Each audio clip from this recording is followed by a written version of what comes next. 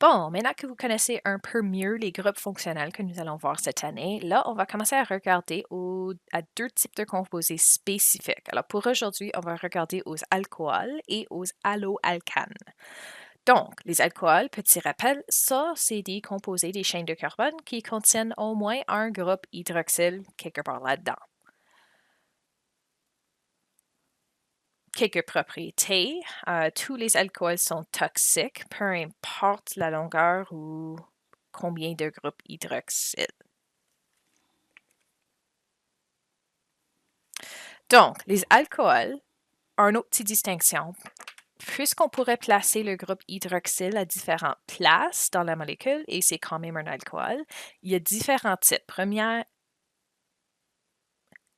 Primaire, secondaire ou tertiaire. Alors, je vais vous montrer des exemples de chacun. Puis c'est basé sur essentiellement le nombre de carbone lié au carbone lié à hydroxyde. Ça sonne compliqué, mais c'est pas pire du tout. Alors, je vais vous montrer. Alors, un exemple, tiens, je vais vous donner du butanol.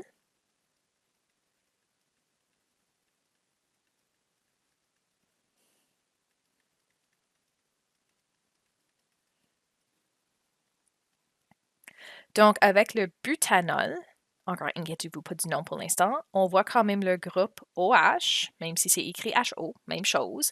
Donc, c'est un alcool. Celui-ci est un alcool primaire, puisque le carbone auquel il est attaché a seulement une autre liaison à carbone. L'autre manière de le voir, si c'est à la fin, terminale, si tu veux, c'est un alcool primaire.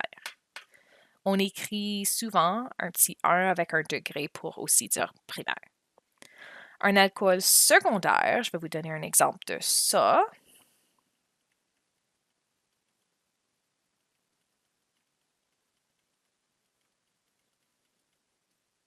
Alors voilà, celui-ci. Donc encore, j'ai mon groupe OH, alcool.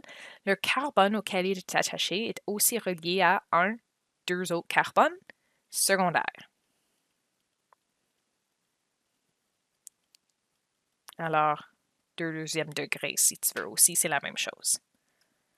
Et finalement, un alcool tertiaire. Un exemple de ça.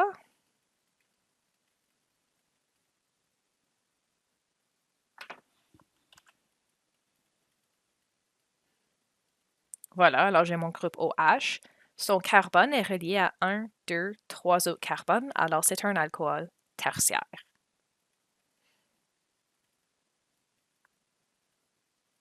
Bon, je mentionne simplement ça pour le moment, ça ne va pas trop changer la manière qu'on nomme ça, mais ce que vous allez voir dans la dernière partie de l'unité où on parle de réaction chimique, c'est que le type d'alcool, primaire, secondaire ou tertiaire, va affecter quels produits seront formés ou s'il y aura même une réaction ou non.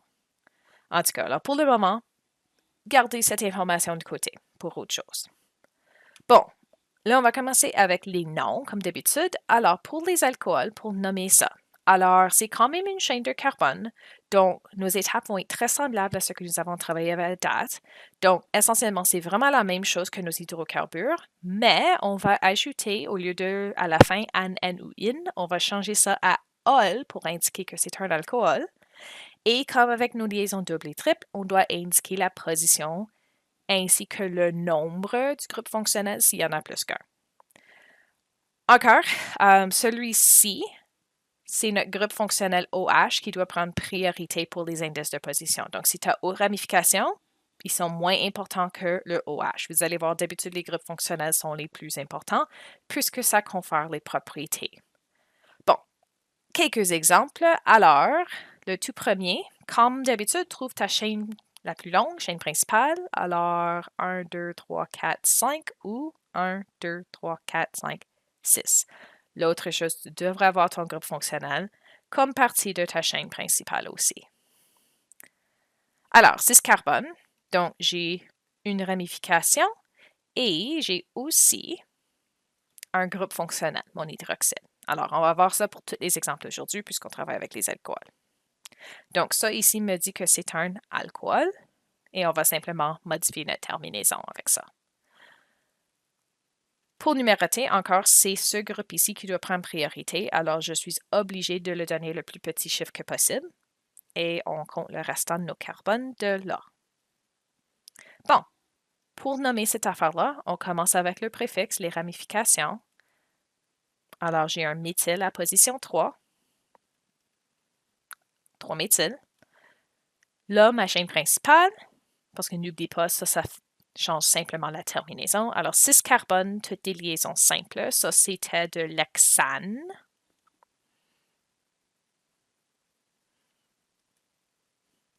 Je vais mettre le vert pour l'instant, hexane.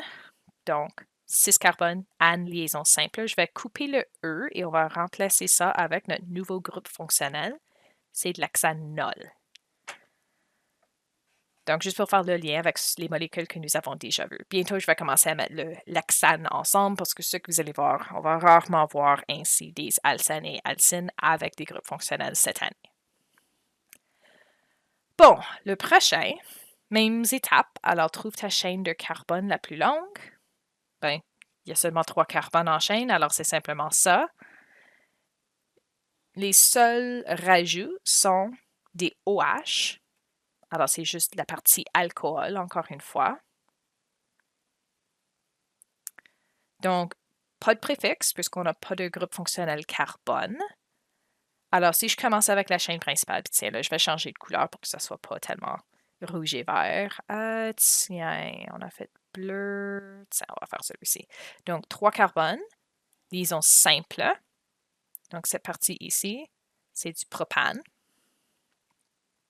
Mais puisqu'on a la partie alcool, on va enlever le E et modifier ça. Donc, ça, c'est simplement du propane.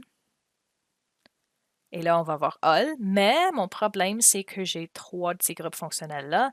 Je n'ai pas indiqué le numéro dans le premier puisque c'est sur le premier carbone. Donc, tu aurais pu dire hexane 1 ol si tu veux, mais ce n'est pas nécessaire. Celui-ci, par contre, j'ai 3. Donc, il va falloir qu'on modifie le nom. Donc, pour donner les petits chiffres, ça ne fait aucune différence quelle direction. Tu en as un, position 1, 2 et 3, peu importe la direction. Donc, j'ai du propane. 1, 2, 3. Oh, pardon, ça c'est un tiret. Et il y en a 3. Alors, tri-ol. Donc, toujours ol. Mais comme pour alcène, alcyne, on va ajouter les positions ainsi qu'un petit modificateur s'il y en a plus qu'un.